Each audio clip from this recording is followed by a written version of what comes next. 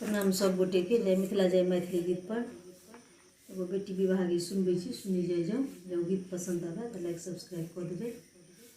उतरे पवन साँझे जोगी के आल, बैसी गेल बाबा के दुआरी गे माई, बैसी गेल बाबा के दुआरी गे माई। घर संबार भेली गौरी कुमारी, जोगिया के भिक्षा दिया गे माई। घर संबार भेली गौरी कुमारी, जोगिया के भिक्षा दिया गे माई। उतरे पवन साँझे जोगी के आल, बैसी गेल बाबा के दुआरी गे माई। बिखियो नहि लै छै जोगी, मुखबो ने बोलै, गौरी पर ध्यान लगाई गे माई।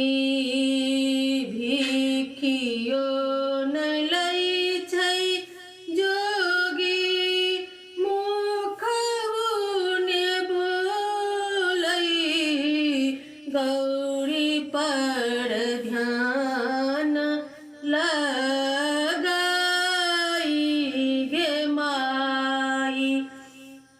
उतरे पवन साँझे जोगी के आल, बैसी गेल बाबा के दुआरी गे माई।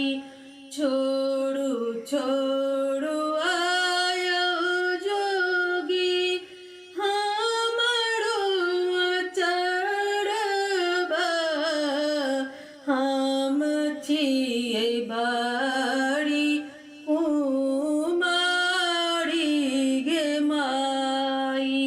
छोड़ू छोड़ू आयो जोगी हमरो चढ़बा, हम छियै बारी कुमारी गे माई। एते नगारा छाई, एते लोग बसै छै, सब घर कन्या कुमारी गे माई।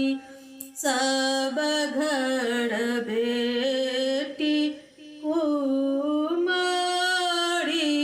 गे माई।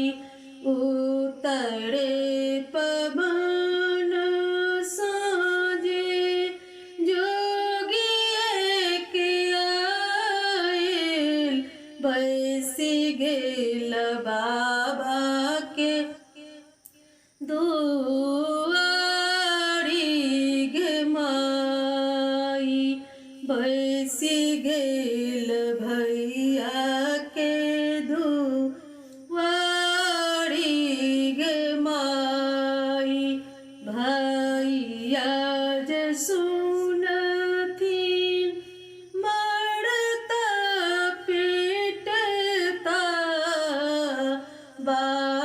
भक्त देता बिल माई गे माई भाई आज बुझथिन